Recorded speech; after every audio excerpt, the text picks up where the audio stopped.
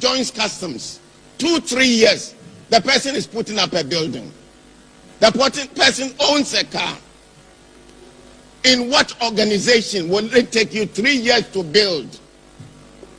And it is not the exception. It is the rule. Very often, my Minister for Finance is worried about the fiscal gap that we have.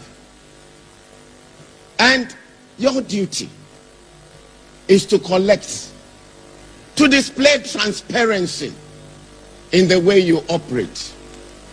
And I'm happy with the initiative that General Modi has taken. And I give him my full support. My brothers and sisters, let me be very honest with you. If it means transferring everybody, I will give him the authority to do so. If it means changing all the people in customs, I will do so. Because we do not make one thing very clear. No one can deny Prime Minister Cameron his right to make policies, take initiatives, or make statements that reflect his societal norms and ideals. But he does not have the right to direct other sovereign nations as to what they should do, especially where their societal norms and ideals are different from those which exist in Prime Minister Karam's society. I, as president of this nation, will never initiate or support any attempts to legalize homosexuality in Ghana. Our economy is resilient. Madam Speaker, when you are pronouncing such figures in billions, and I want to remind you that I didn't even know how to translate them into OPPPP.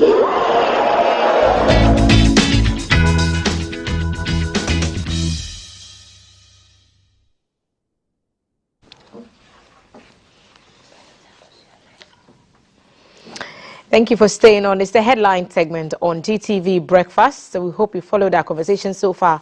The dark web and the dangers is what we talked about in our tech segment earlier on with David. We hope you stay safe on those streets. And you know that you can connect with our social media handles, GTV Ghana everywhere. So we know exactly what you're thinking on everything that we serve you on this breakfast table. Yesterday, we made a post about one very distinguished guest that will be appearing on our platform today. And our followers are going a bit berserk. I'm trying to pull up one of those posts so we see what your reactions have been. On Facebook, our handles GTV Ghana everywhere. And you know that today we are sitting down with the respected and revered Mufti Menk, who is an Islamic scholar and motivational speaker. Yesterday, we said we were going to have him on the show, and it's blowing up all over. We just want to assure you that that interview is still on course, and we've seen all your comments on our Facebook platform. And someone is asking if we're going to make him a TV license ambassador at large. Who knows? Because we are full of surprises and we can do anything. But all of you who have sent us such positive comments since we posted that flyer, thank you. Keep it coming. And we hope that he will inspire you when he sits with Valerie and I later on in the show. What are some of your most memorable Mufti Menk quotes and advice? Share them with us. Our WhatsApp number is 055-5561-034. That's to come up later on in the show. Today, however, we remember one of our own who is no longer with us, former President John Evans Atta Mills, who would have been 79 years old today. And so our introduction to the segment is a tribute to bring us all the memories, the good times that we've had under Professor Mills, and of course, the extreme sadness that we felt when the country lost sitting president. So we'll be immortalizing President Mills from today until Monday, when the country will mark the anniversary, the 11th anniversary of his passing. For now, let's look at all the stories that are in the newspapers. I'll introduce my guests, the two ladies who have sat at the table with me. As always, Akosua Hansen, media personality, artistic activist, and also a culture curator, and all things great nighttime radio show hosting. Akosua, welcome. Thank you. And Shamima Muslim, we know, development, communication, and gender, as well as inclusion specialist, also convener for the Alliance for Women in Media. No doubt about her excitement that we have Mufti Men coming on the show today. Certainly. Welcome, Shams. Thank you very much. I'm very expectant of that interview. I'm sure to meet him. I'm sure we'll all I'm sure learn. people are envying us this morning. Listen, I'll take the photos on behalf of all of you who will be watching us from the corners of your room. People have warned us that they will storm the street, so we've alerted security. So you know GBC is a security zone. So just you know, if you're going to work, no need to panic.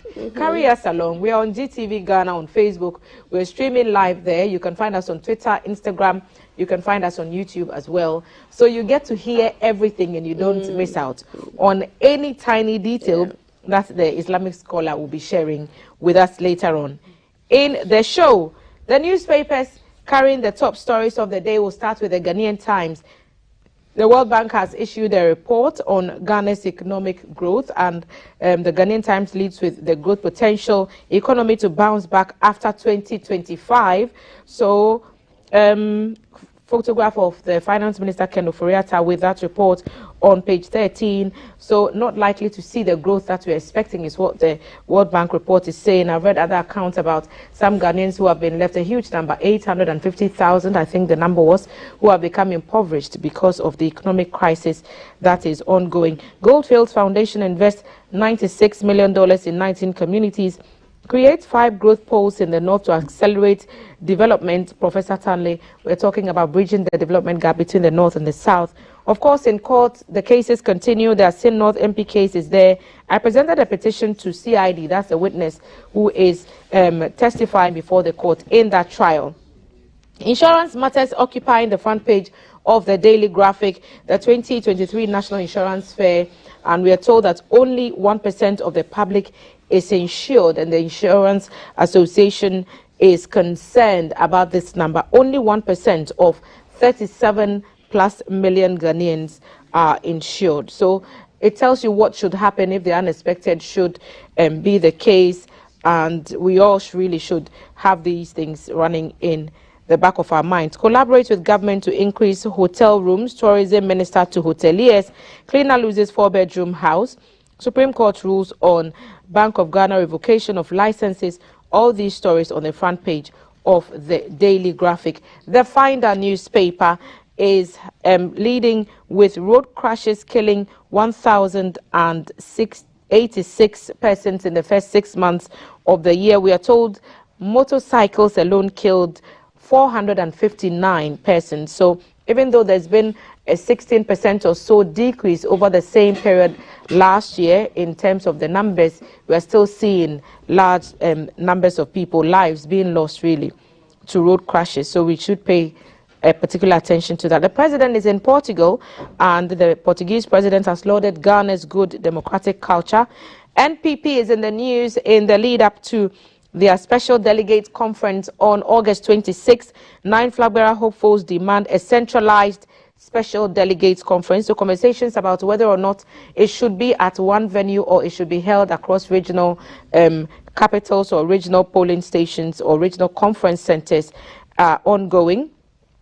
The MPP is also saying the new register for the special delegates conference will be ready by the end of the week. So all these stories and more in the newspapers today. But as we start every time, we'll ask what your thoughts are, ladies. So there's quite a number of issues to unpack, but I would still give you the opportunity to share your thoughts with us for the day. Okay. Akosua. So mine, I'll make it really short, just to give an update about where I was last week. We had the state burial for Prof. Amate Edo on the Thursday, and on Friday I went with the family to bury her back at home at Abiadze in the central region.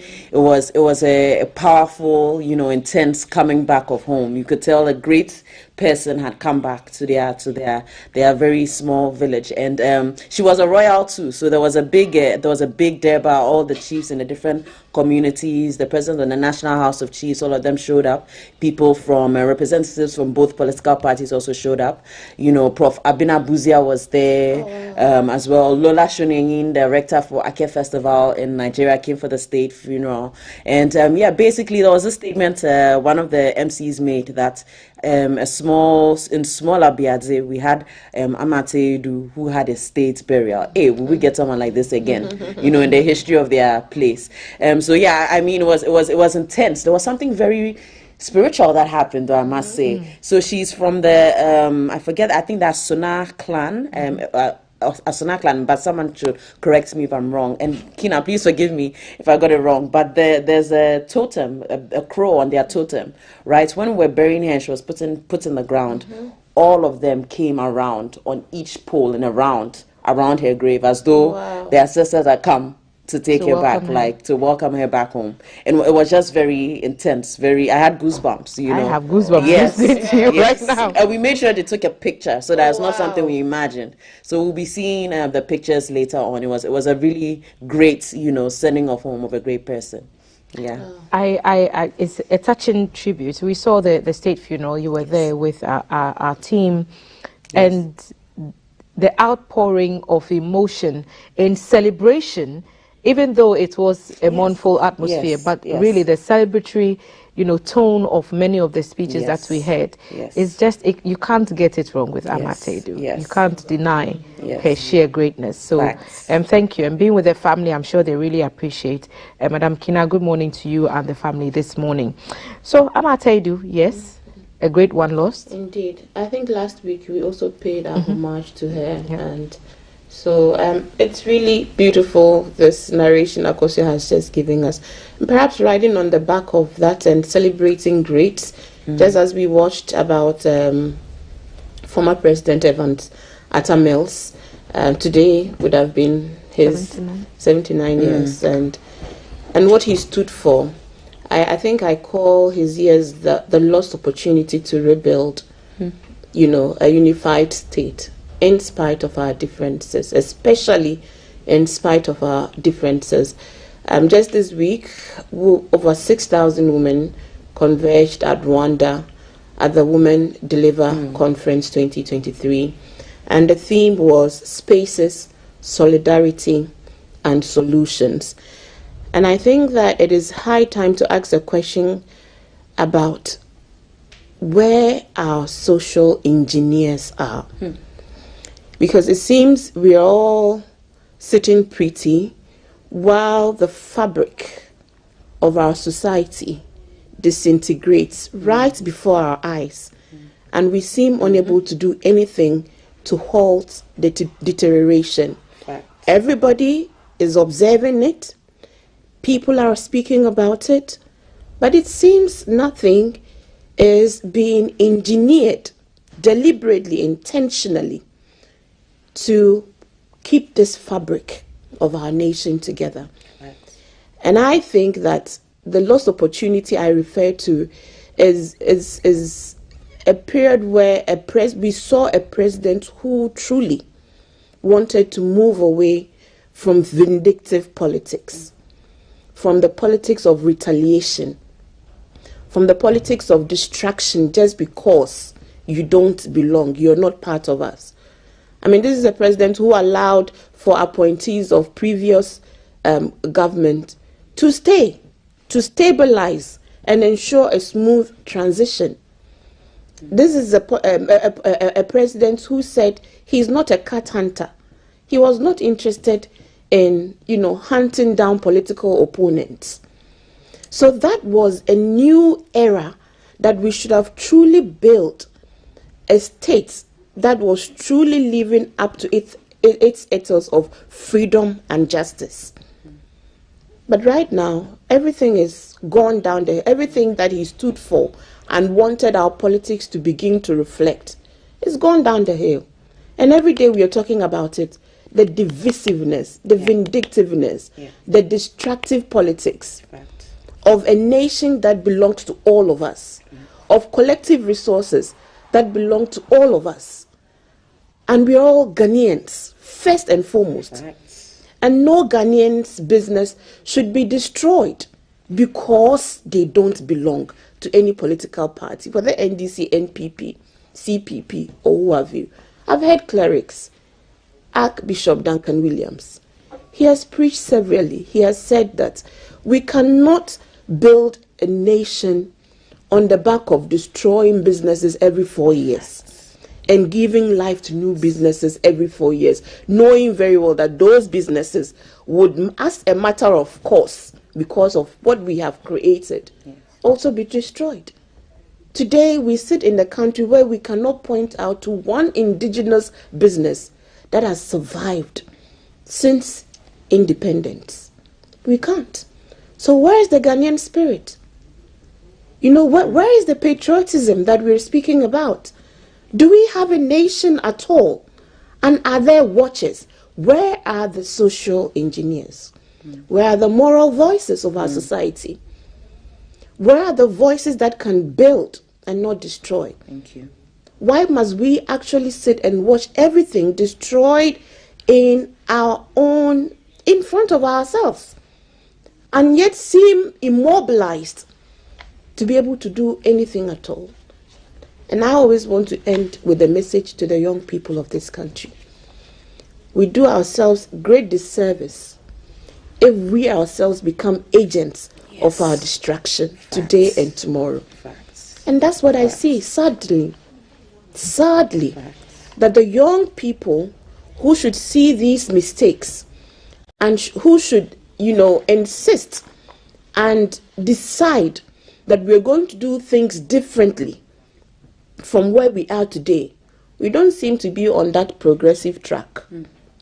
There's nothing that convinces me that as a nation, we are on a progressive, track to prosperity for all, not a few. And it is possible because we have the resources, we have the human capital with the right investment. It is possible. Just as people come into this country and tell us that you Ghanaians, you are working on gold. Can't you see the golds and diamonds on your streets? Just as students will come from other jurisdictions with their backpack, all they have is ideas. And this country would make them millionaires and billionaires within the shortest space of time. I mean, how do we hate ourselves that much? This morning I call for sober reflection. I call for creating spaces for prosperity for all Ghanaians. I call for solidarity, and I call for compromise and cooperation, and I call for collective nationalistic solutions. We ought not to be where we are today. The future remains bright. I am still hopeful, but I ask once again, who and where are our social engineers? They must wake up. All of us must wake up and smell the coffee. Shamima, thank you. Thank you for standing that. Applause, standing ovation. Sheesh. My sister. It's introspective. It causes you to just look inwards. And how are we in our own small ways? We like to look at the leaders. Oh, what are the leaders doing? But what are you doing in your own small way to make sure that somebody else prospers? If you are selling, are you charging exorbitantly for the products and the services you are offering so that the next person cannot honestly purchase or benefit from the service? It's easy to put the blame on the next person, right, ladies?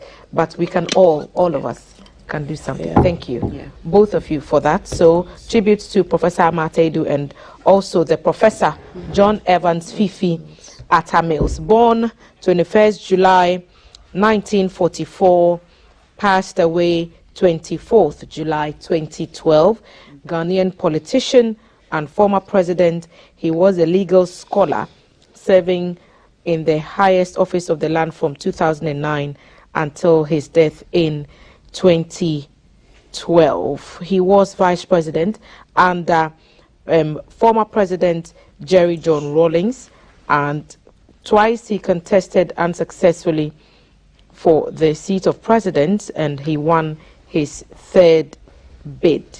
in 2008, sworn in January 7, 2009. He was the first Ghanaian head of state to die in office. Professor John Evans Atta Mills.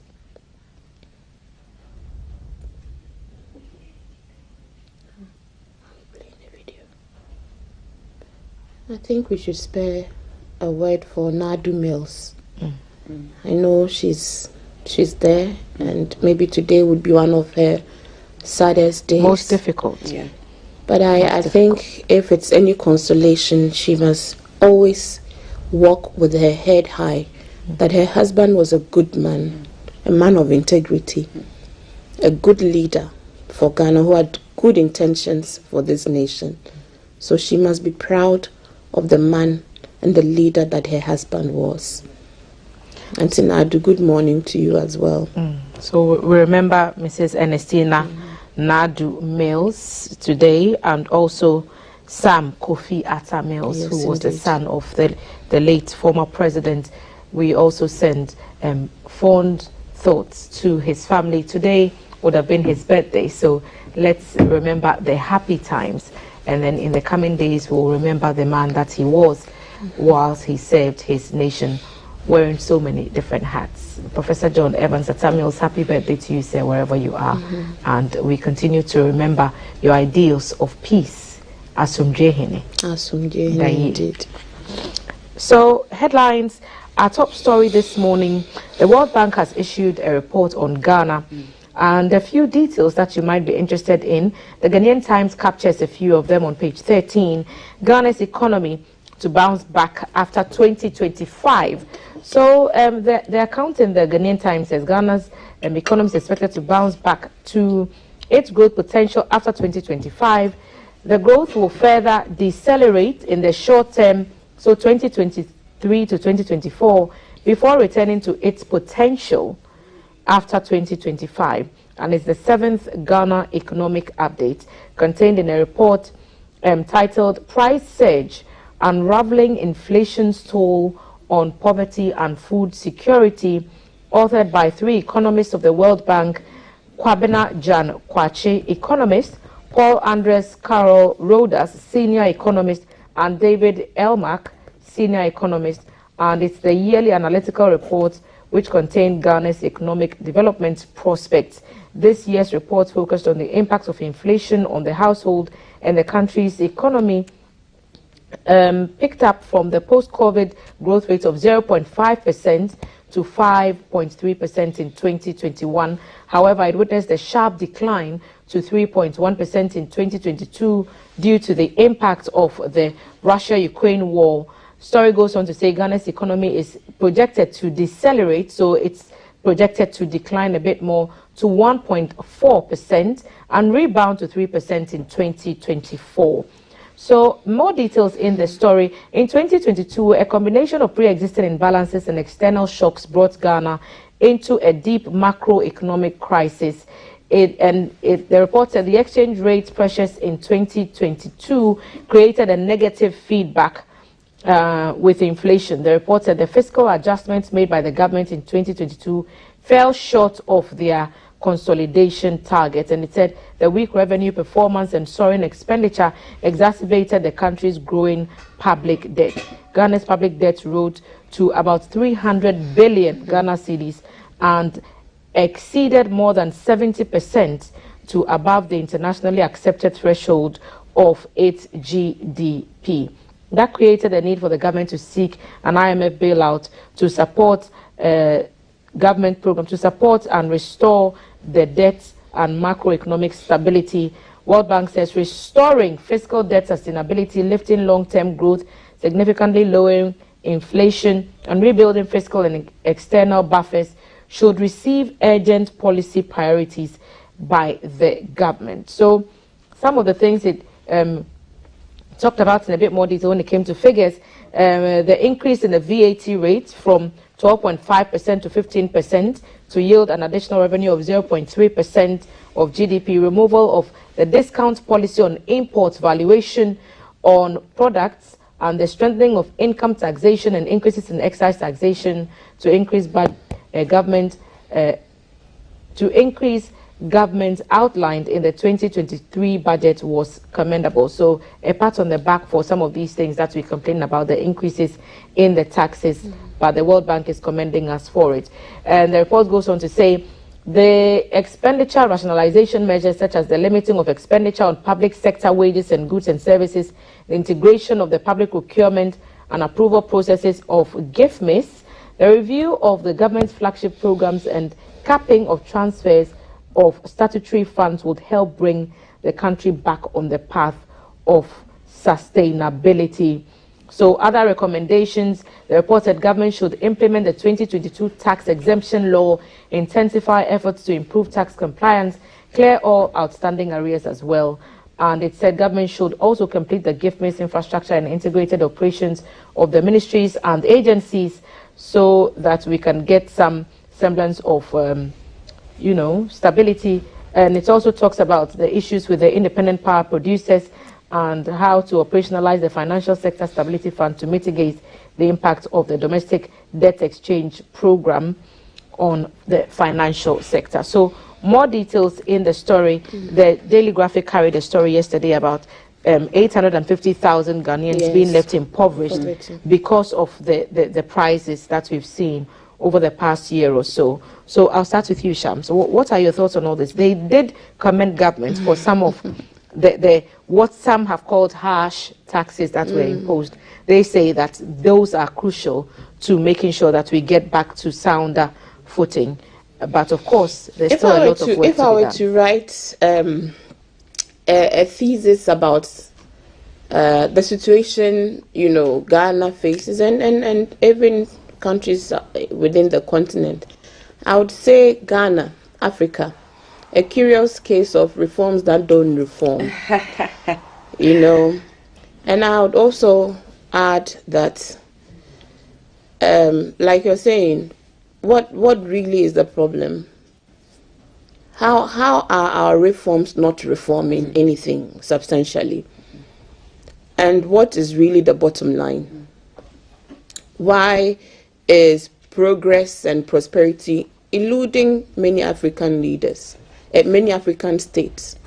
I think that leaders can't escape blame at all. African leaders, and let me bring it down to Ghana, our Ghanaian leaders, they can't escape blame at all because other human beings, other leaders have done better, giving way less than we have as a country. So we need to ask questions, and I want to focus my conversation on the issue about the numbers of Ghanaians who have, falling into poverty and deprivation. Poverty and deprivation by economic terms means that you live on less than $1 or $2 a day. It means that you're unable to afford 3 square meals a day. Sometimes it is 100, sometimes it's 101, the combination. Sometimes none at all. It means that more female-headed households have become even more vulnerable as a result of the poverty levels. It means so many sad things, that you're no longer able to access health care, that decisions are being made that are taking children away from school, even though school is supposed to be, primary and senior high school is supposed to be free. Otherwise, we won't see the numbers of young people on our streets. It means a more weakened social welfare system that's not able to, respond to the needs of the most vulnerable, even with interventions like LEAP that scratch merely the surface of the problem. It means it's an anomaly that we have arguably the most fertile arable lands, and yet food inflation is still the top inflation driver. That the prices of basic foods, grains, which is our common staple, is still out of the reach of many people. Many people, gari, cassava, yam, maize, granite, for those who are producing granite paste. My mom sells granite paste. Says she's stopping for a while. The price of granite paste, after you do the processing, your human energy, your inputs, everything, there's absolutely nothing left. Why can't we even solve food? Let's not even solve it. Food food, Thelma, why can't we solve our food needs? Please, do you have any rational reason why we are unable to deal with food security in a country that has arable lands, that has leaders that tell us that we're going to move this country from largely primary import-led agrarian economy to more industry-based? They're saying that the impact of the agri-led policies and initiatives they are not delivering. Are they? Prices of goods and services are still very high on the market. You go to the market, I go to the market. So all these indicators, all these things, the bottom line is that people, Ghanaians, are feeling the pinch. 830,000 human beings have moved to a more deprived status today than they were previously. 800 is not a small number. I mean, that's coming on the heels of the Ghana Statistical Service releasing the third quarter report for 2022, saying that 1.5 million Ghanaian youth are not in education, they are not in training, and they are not in employment. They are in training.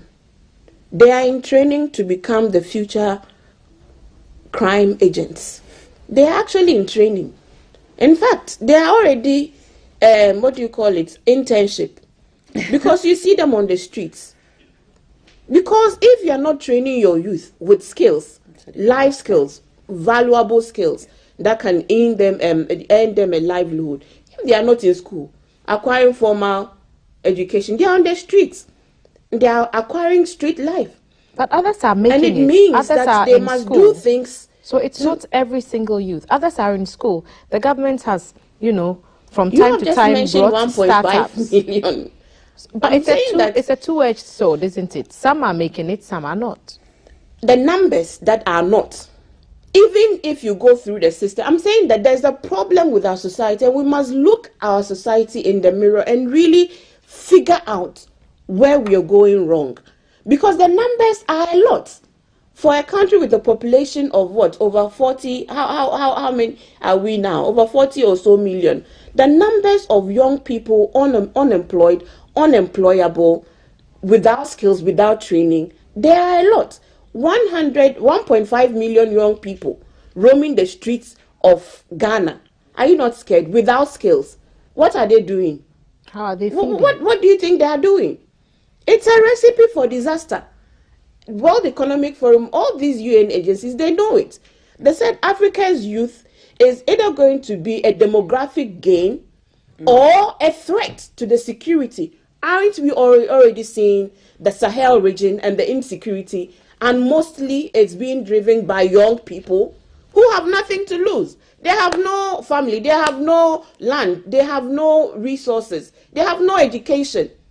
So what they do to preoccupy themselves is to make life unbearable for you, because life is unbearable for them. Otherwise, why would someone agree to go and bomb themselves?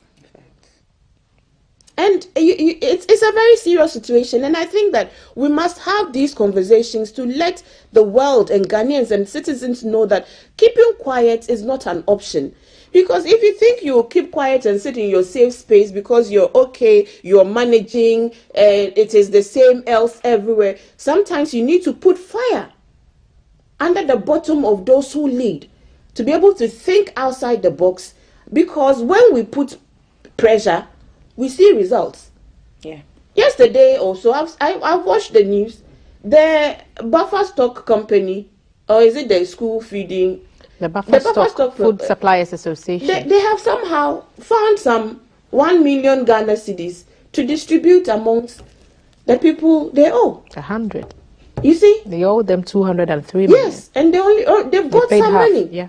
After all these threats, we must not build a nation where citizens believe the only way for with which they can get anything done is protest. JUSAG went on strike for some weeks, and the things they were asking for are being done for them now. So they released the agreed terms that they came to with JUSAG members. It's not. So it seems like you we push. are reactive. So Instead that of you being, can get the responsive, we are always waiting to react. but we must be proactive to these issues because we know them. And whilst we are at it, please let us use public resources more wisely. Let's not wantonly dissipate public resources. Let us really, this value for money, where should mean something, but it looks like all integrity is lost in our body politic. So words mean nothing. So you, the leader, when you're standing in front of the people and you're vibing us with words, they are insulting you in your head, in their head, because they don't trust what you're saying. Trust it's such a scarce commodity these days, and no nation is built when citizens lose absolute trust in their leaders. Akosua, what are your thoughts? So the economy is not going to bounce back this year. It's not going to bounce back next year, but in 2025. I don't have, honestly, I don't have too much of, I should have hope, I guess. But if you just look at how, everything that Ashimima has outlined, if you look at what's happened since last year with our currency and the fluctuation, it's been a just steady breakdown. Just yesterday, the news broke that there's now the government of Ghana is imposing a 15% tax on sale of ads on Meta, Facebook and Instagram. And when you hear that, that's VAT, yes, VAT on Facebook, and Instagram is also under Meta, so it will probably go there. And when you hear that, and I look at how, especially since 2020, there's been a growth of e-commerce. E-commerce has allowed for young people to have other avenues, in this really strangled economy to generate wealth, to grow their small and medium enterprises, to be employed. How e-commerce, even for us as consumers, has made access to products and services easier. And is even pushing the cashless economy. That's why they are trying to tax. They are bringing the e-levy thing. Because all of these things, just for us to hear this news, it makes you wonder: are we creating tax systems that is just to beat a dead horse for who to grow out of the air of the dead horse? I don't get it. When we are imposing tax systems, they should not be regressive in the sense that people can no longer move. People do not have purchasing power. The main point is for people to be able to engage, people to be able to buy and sell, people to be able to have purchasing power, people to be employed, people to be able to save and invest, because it's these things that makes the economy grow. When you have taxes on parts till today, on essential goods till today, it's like it doesn't make sense to me. It just generally doesn't make sense to me, because the main point is you need people to be able to spend, you need people to be able to save. Now, when we are talking about people now below the poverty line, it's really, really deep in the fact that you can't, what you're earning, you're spending, your purchasing power has now reduced. You're spending so much more on the basic necessities. The food is something that should be cheap, because last, if the economy is broken down, your money should be able to spend on food for yourself and for your family. So if you're spending more of your salary on food, where comes the mortgage? For people who have families that can't be renting and be moving every now and then, you have to be able to be stable. For your children's peace of mind, for your children to have a way to grow in stability. If now you can't even save, therefore you cannot mortgage, you cannot buy a house, you cannot purchase food daily, 3 meals a day safely, you can't pay school fees. What you're doing is you're putting people in a precarious position. Our minds are hot, and this is not how the economy is supposed to be. And then all of these taxes, what is the point? These taxes are supposed to make our lives easier. Look at our insurance systems now. I think you mentioned in the headline, very few people are insured now. Because how? What part of your salary can you dedicate every month to insurance? What? It won't even make sense to you. You can't, so many things. And for me, it's like, it just feels like, I'm not an economist.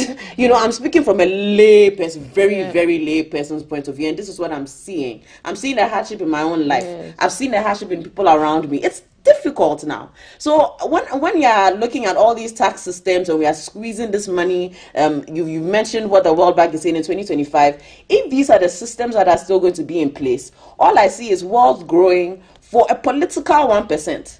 Not for the economy. So that 2025 growth, I don't see how it's supposed to spread. And I was speaking with a family member of mine in Canada, and he said to me that Just the fact that we pay taxes, our government cannot do certain things.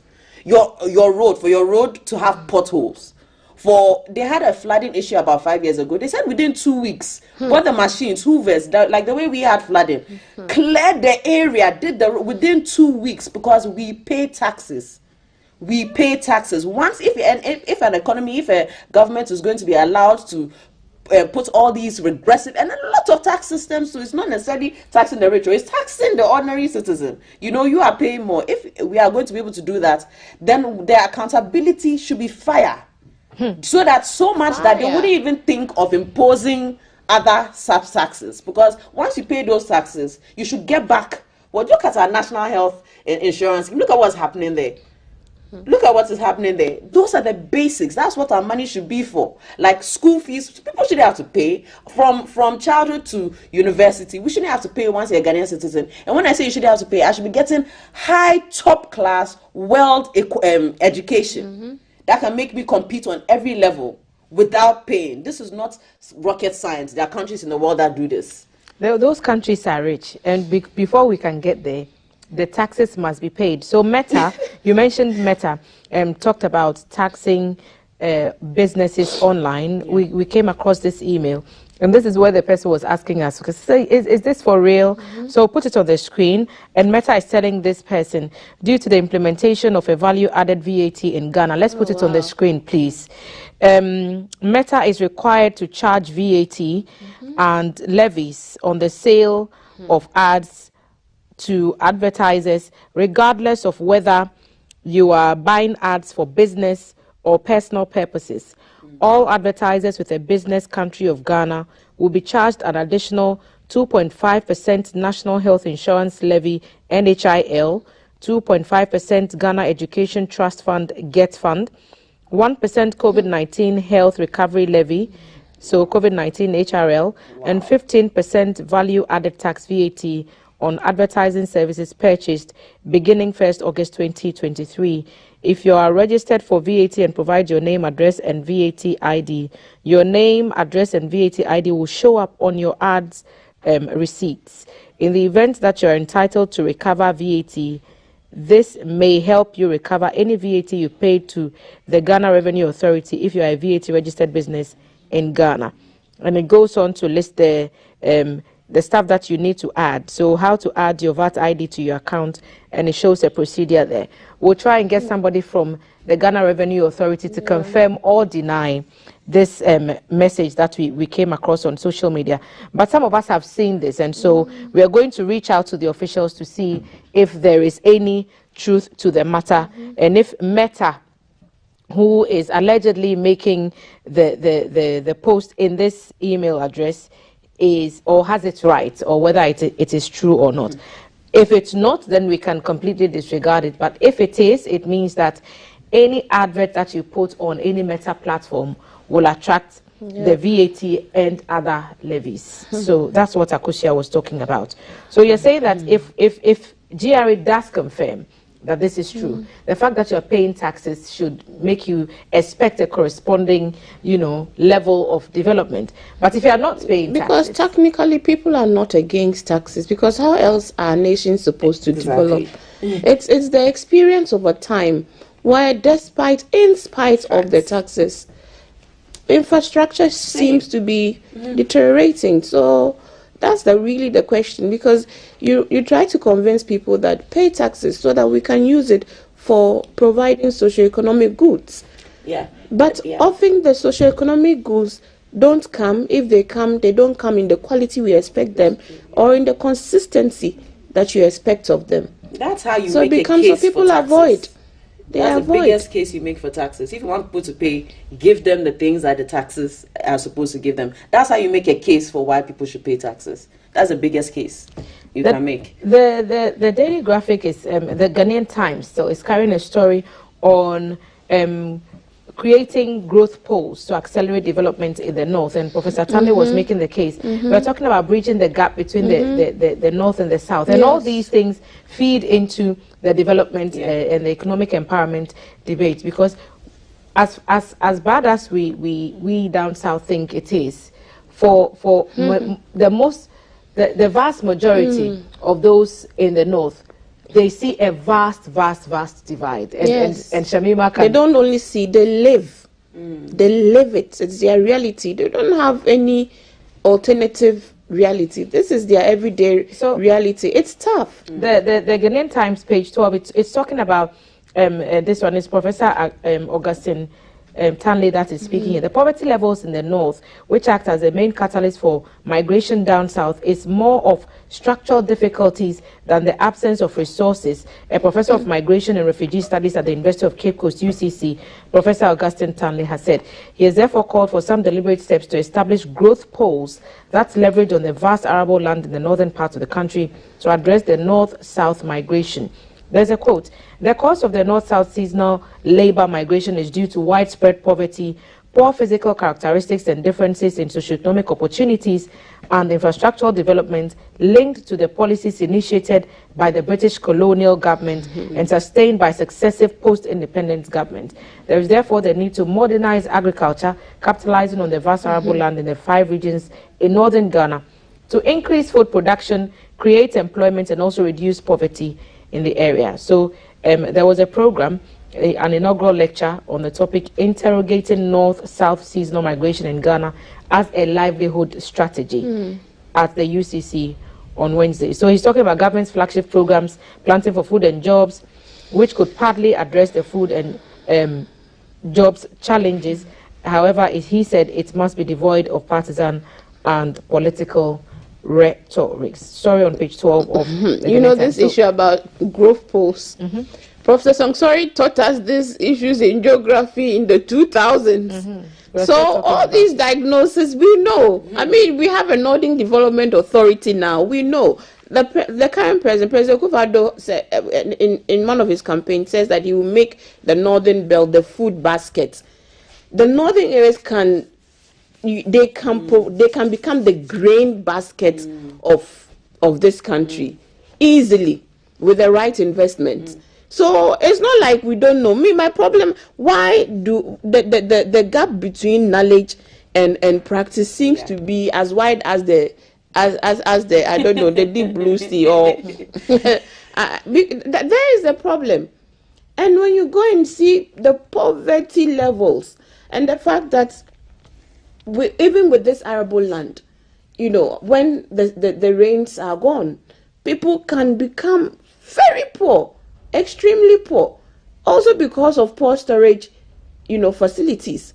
Because they sell some, they keep some of the grain for the next harvest. And now we're introducing all kinds of seeds into their system that they have to purchase, fertilizer.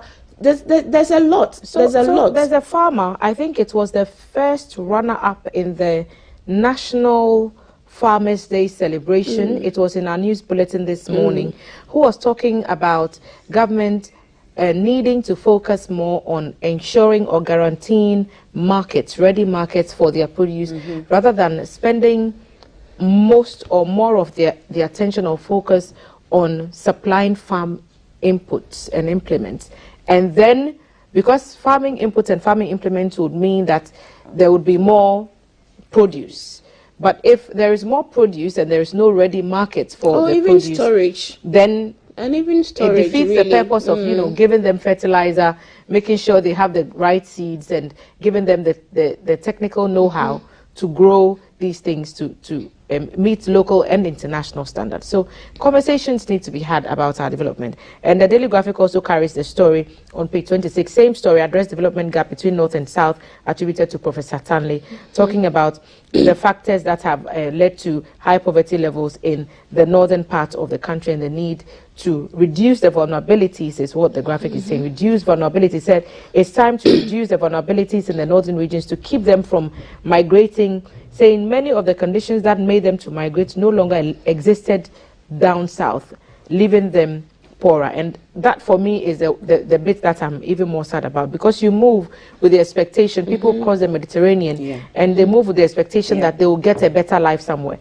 But we are told that even down south, Charlie, nowhere cool. Cozy, your last word on this, and then we'll I mean, I think we mentioned this on the show even before about the north side south divide, and this is one of the the sad things where our colonial imposers give us something that's very bad, very dirty. We take over and we keep it. They brought that divide intentionally, and we've kept it. We are in 2023. This north-south divide is still there. The north is the gold of Ghana. Honestly, is the core, the history, the food, everything. It's and till now in 2023. So for us to still be having these conversations, I'm tired of the conversations. Yeah. It's now we need implementers. The world is moving. The world is moving. In fact, humanity is ascending. We are transcending. We are moving from that living in just bare existence to now transcending to. We are trying to go to Mars. We are trying to set new worlds and other places. You see. So we are the part of Earth that they pushed us to Kumasi easily. Charlie. So if you leave us in this small, worrying about these basic things that we are not supposed to be worried about in 2023, you're hindering our part of the population, the world population, back, while others are going. Others are flying to other space. Let me just say that the Northern Development Authority must really step up to the plate, because that is really why they were set up. Focus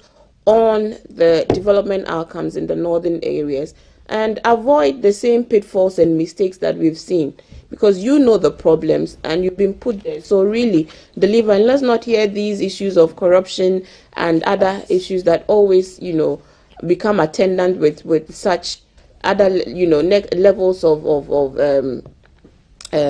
what do I even call it, institutional inefficiencies. Let's not see those things, and let's really deliver development and bridge the gap.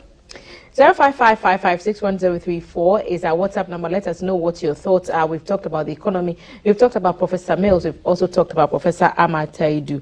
What are your thoughts on where we are currently? The World Bank is saying we have at least 2025 to see some acceleration in our economic figures, and they forecast a deceleration for 2024, and then things will be on the up and up in 2025. So a lot of factors accounting for this. We've talked about the north-south migration and how it affects the lives of people. Akosua mentioned how people can't even feed, and so how can they pay insurance? Indeed, only 1% of the public is insured, according to information that was made available at the 2023 National Insurance Fair. Story on the front page of the Daily Graphic. And industry experts are concerned. They described it as disturbing, given the benefits of insurance in every economy. So a 3-day insurance fair in Accra yesterday, and it opened, and the vice president of the Ghana Insurers Association, Madame Mabel Nananya Pobli, expressed concern about the low penetration rate of insurance in the country and called on Ghanaians to cultivate the habit of securing their lives and property through insurance. Mrs. Pobli, who is also the managing director of Sanlam Insurance, said this means that very few people are basically buying insurance. But if we understand what insurance does for the ordinary person, we would see a penetration around, what's the figure, 10 to 15%. So she cited the June 3 flood and fire disaster in Accra that claimed more than 150 lives as an example, and said 34 million claims were paid to victims who were insured. And she said that insurance companies paid 4.5 million claims daily. 4.5 million Ghana cedis claims daily, stressing that it's a clear picture of what we stand to benefit when we buy insurance.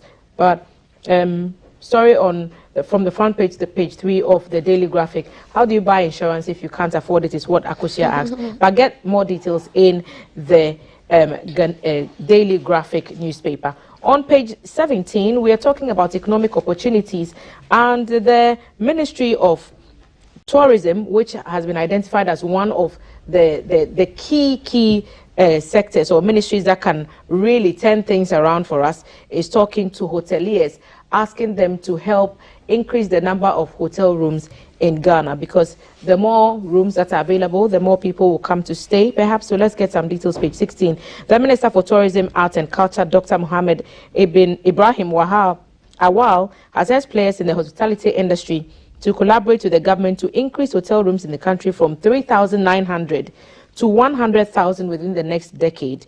He said following the increasing number of visitors into the country, there was the need for the construction of more hotel rooms to accommodate them. And so he wants to urge all to ensure that within the next 10 years, we put up additional 100,000 rooms in budget to 5-star hotels for both domestic and international visitors. And he's saying that at the moment we have 3,900 rooms. I'm surprised that we have 3,900 hotel rooms in Ghana. Is that across the country? Across the country. That's what he's saying. With all these are big hotels. Yeah.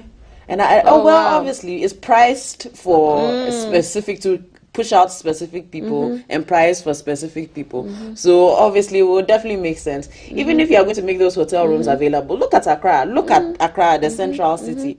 See all these high-rise apartments, buildings that are empty throughout the year. Empty. So maybe we should convert them into hotels?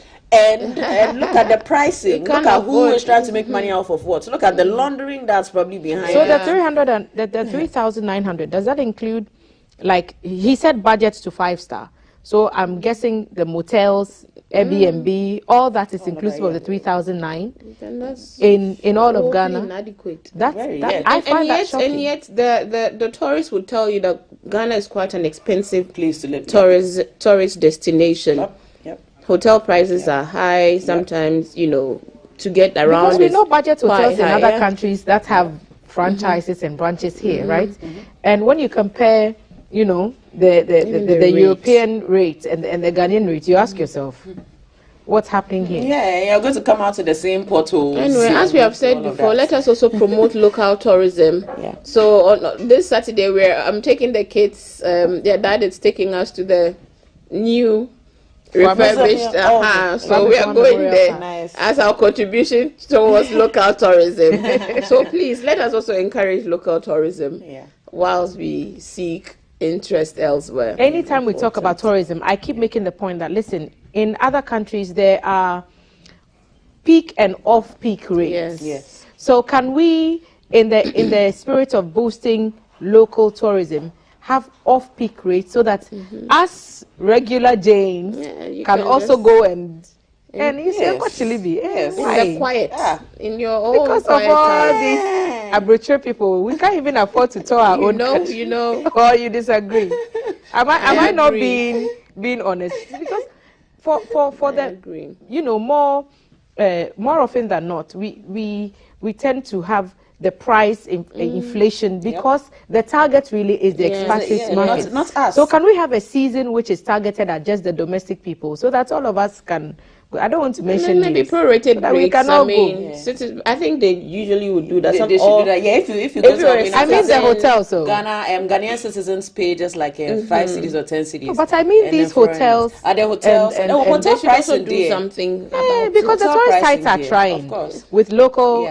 Spain something and then but hotel pricing there, you're right. It's priced towards the expats. But I mean, that's the thing. That's why all of us have to be very Ghanaian minded too. Being very Pan-African. I'm also looking out for the next person next to me. How much am I charging so that other Ghanaians will have the chance to go out with their families and explore Ghana, you know? Because it's for them, your children, to know their country. By the time they come out, they know. People need distractions from their worries, even if it's for a few hours or a few days. True. They do. The hotel rooms there, they have to. There should be an active campaign. Late Professor Mills, President Professor Mills, is a good man. May his soul rest in perfect peace.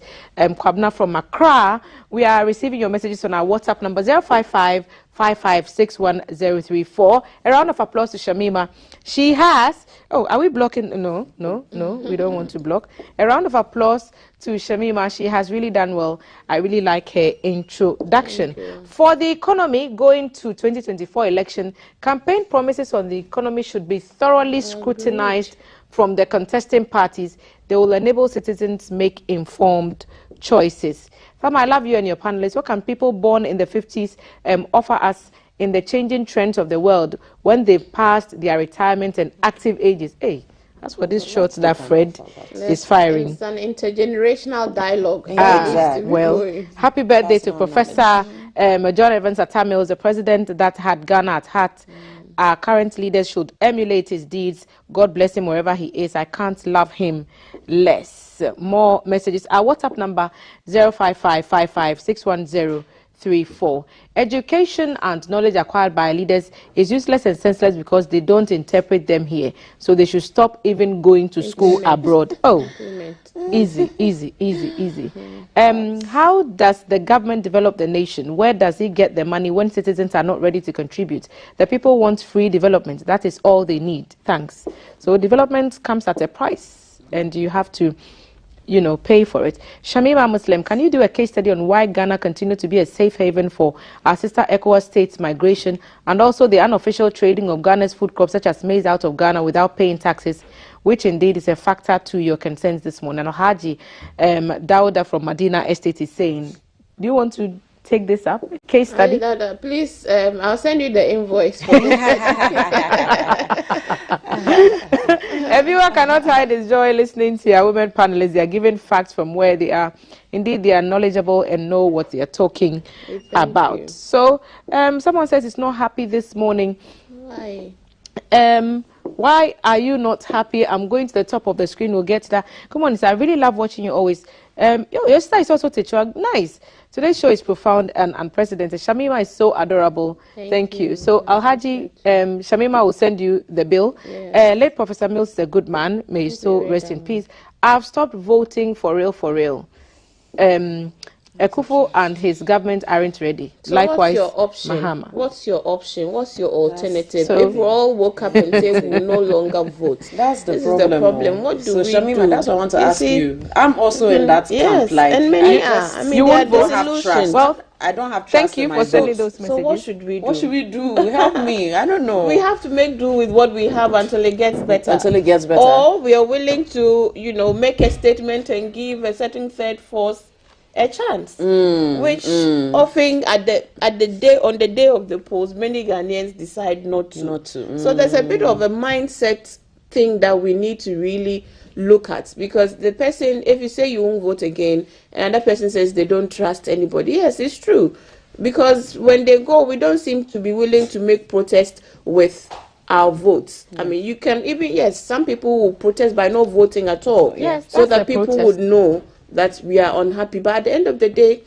for presidential, it's still first past the post. If he gets his 50+1, he's still going to become the president of the nation. Do you see it? So if 30% of you do not turn up, the numbers that turn up will still elect a president. And let's remember that there's a district level election that's coming up. And the NCC has started a campaign trying to get all of us involved. Alma is also going to be doing something in that regard, training the female journalists on how to report and support the candidates, so the female candidates, and also support some selected aspirants with media and communication skills, so they can engage more effectively with the media and create more powerful messages that will aid their campaign. So it's really a big thing now, because for many women it looks like we're not going to have a parliament come 2025 that's going to see any huge spikes in the numbers of women. So our next alternative is with the district assembly elections. If we get more women coming into the district assembly system, they're learning from grassroots, and hopefully some of them will be able to progress to national level politics. So it's very important, and I think NCC should ramp up the public awareness education campaign. And I think CDD is also planning something towards next month or so. So let's all support and highlight some of these female candidates. I mean, from my point of view, let's give them the chance. Because elections, we talk about our democracy and we talk about the economy and all that, but it all starts with electing the right people, because it has to be a policy issue. Every change that we want to see has to be written down, thought through carefully, and structured in a way that makes sure it works. And it starts really at the district level, and it's the local governance system that we really have to work on. People say that we look to, the higher offices of the presidents. We look to the higher office of the vice president. We look to the higher office of the MPs. But what we really should be looking at is at that MCE level, is at that DCE level. They are the representatives of the head of state directly in your locality, who you can hold to task for the bad roads in your area, for the bridge that is broken down, for the continuous flooding in the areas that you live in. So we have a lot of work to do when it comes to educating people to ensure that they know what to expect and who to expect it of. Some of the districts in the are local also government not economically viable. They are unable to, because of lack of economic activity, they are not able to generate enough internally generated funds, so they will still have to rely on the center. So all these things must inform, you know, the situation of districts and even district capitals. There's a lot of politics around the issue of, you know, district and the location of district capitals, but it's important because the district is the basic unit of, you know, of development and the basic unit of our democracy, pillar of our democracy. And if we say we are running a decentralization system, which is still quite heavy on the center, because the center that still seems to, you know, lead in the districts, it's important that we build the capacity of the district assemblies to be able to generate income, see more opportunities to generate income, because many of them are so tunnel vision in terms of their approach and mindset to the traditional sources of revenues, okay? But it's also because the economic activities in those districts are not expanded. So for districts to make more incomes, they need to expand economic opportunities in their districts. And for those districts that are seeing a lot of migration, it becomes a problem because everybody is leaving those districts. And it feeds into the apathy as well, because Akosua, if you don't have a lot of, you know, expectation of your local government system, how do you show up at a district level election to say you are going to vote? Because you are just looking to the center, right? Yes, and you don't feel any accessibility. I don't know how common town halls are usually in different areas, where you can just go and question your MP, go and question why are these and these things not done. It's also that accessibility that's also allows for accountability of all the promises and all the policies that are made and all the taxes that you pay. You know, accessibility, so you can hold them accountable. I think that's also a major problem. But so on GBC's website, we have a story on the district level elections as local government advocates await the release of the Electoral Commission's timetable outlining modalities for the 2023 district level election. Some local government enthusiasts are positioning themselves and are demanding some level of accountability on the issues that confront the well-being of local government and elections in Ghana. The mantra has been apathy, and it's quite worrying because district-level elections, which are held every 4 years in Ghana, are fundamental to grassroots development and actualizing Ghana's decentralization agenda. Unfortunately, though, over the years, the district assembly elections have recorded apathy, translating into low turnout. So it gives some figures there in that story. 1988 to 89, the national average voter turnout at the district level election was 59.3%. In 1994, it was 29.3%. 98, 41.6%. 2002, 33.1%. 2006, 39.3%. 2010, 35.5%. 2015, 30.6%. And 2019, 33%. So some of the reasons ascribed to the low voter turnout include no knowledge and appreciation of the local governance system and its usefulness to democratic governance, and limited information on the local governance processes.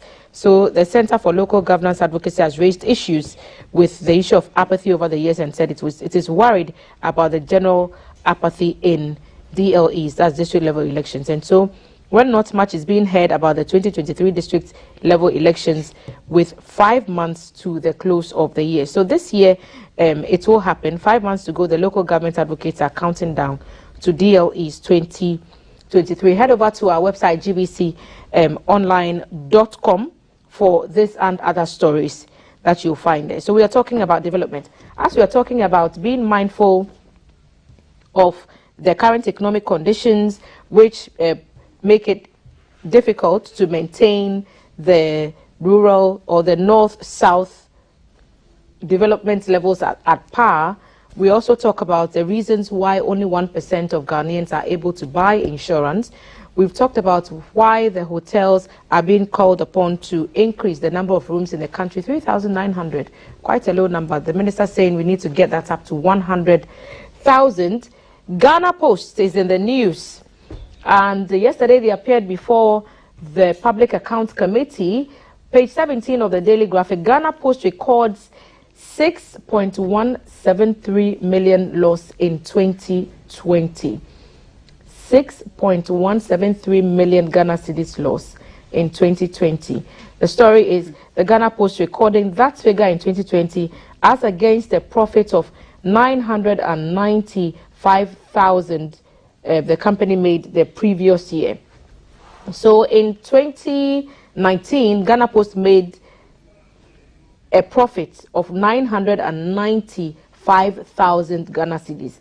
In 2020, it made a loss of 6.173 million Ghana cedis. And the loss was due to escalating operational costs, which soared by 16%, as well as general selling and administrative expenses. That also increased by 20% in 2020. So, by Sosai Kufuor, aka Obuo, who is the MD of Ghana Post, answered questions at the Public Accounts Committee sitting in Parliament. And that story is on page 17 of the Daily Graphic. Also, 3 fishermen have been arrested for fishing because it's close season. Yes. And so if you do go out fishing, there will be some penalties. Story on the back page of the Daily Graphic. 3 fishermen are in the grip of the Denu police in the Volta region for fishing during the close season. And they've been identified. Their names are there. Atichiobui and Seth Kwesi Abelia, as well as Agbesi Atisu, and some of their accomplices fled upon seeing members of the closed fishing monitoring team and are being pursued. The fish they had caught in their fishing net were retrieved, and their canoe they were using has been impounded. So a key call to all on the coastal communities. We see the photograph of that. That's quite a lot of fish. I wonder what's going to happen to the fish. Please don't throw the fish away. But that was seized from them. Remember, the closed fishing is on, and you're expected to comply by the rules. Ladies, let's go to the Supreme Court. The court has ruled on the Bank of Ghana's revocation of licenses on page 13. Supreme Court declared the High Court cannot interrogate the revocation of licenses of banks and specialized deposit-taking institutions, especially with regard to alleged breaches of fundamental human rights. The court held that Section 141 of the Banks and Specialized Deposit-Taking Institutions Act 2016, Act 930, which stipulates arbitration as a means of seeking redress for those whose licenses had been revoked by the Bank of Ghana, did not oust the jurisdiction of the High Court to also determine the propriety of the revocation. The 5-member panel at the Apex Court unanimously made the decision last Wednesday when it reversed a ruling by the Court of Appeal, which had maintained that the arbitration tribunal and not the High Court was the proper forum for seeking redress against the revocation of a license by the BOG. So a successful appeal. The Supreme Court gave the decision after it upheld an appeal by Dr. Papa Kwesi Ndum, founder of the defunct GN Savings and Loans, who is challenging the revocation of GN's license by the BOG in 2019. Dr. Ndum and 2 entities connected with him dragged the BOG to the High Court with a human rights application, arguing that the revocation of the license was unfair, unreasonable, and therefore against their rights to administrative justice as enshrined under Article 23 of the 1992 Constitution. BOG raised a preliminary legal objection challenging the jurisdiction of the High Court on the basis that per Section 141 of Act 930, the proper forum for seeking redress against the revocation of a license by the Central Bank was an arbitration tribunal and not the High Court. So GN is in the news again, and the Supreme Court says yes, the bank can. The court also has the power to rule on that matters, even though the Act 930 has also its own stipulations.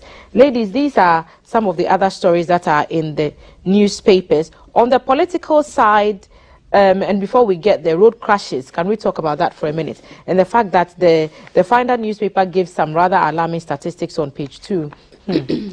You see, the motorbikes and the Okada people will always catch the flag for it.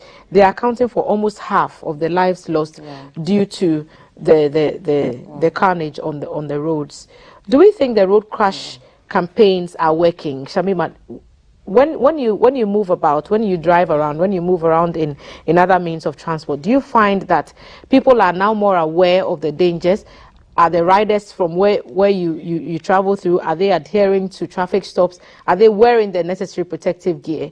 Or has it all just been thrown to the dogs?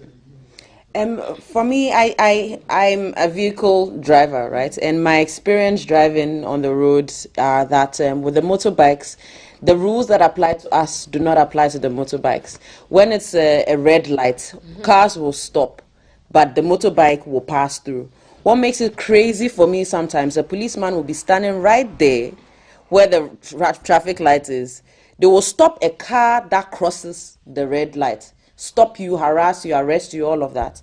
But bikes, you will see the policeman standing, you see bikes pass. I was once in my car to see a policeman on a bike go past we all stopped, but he went past a red light and he was hit by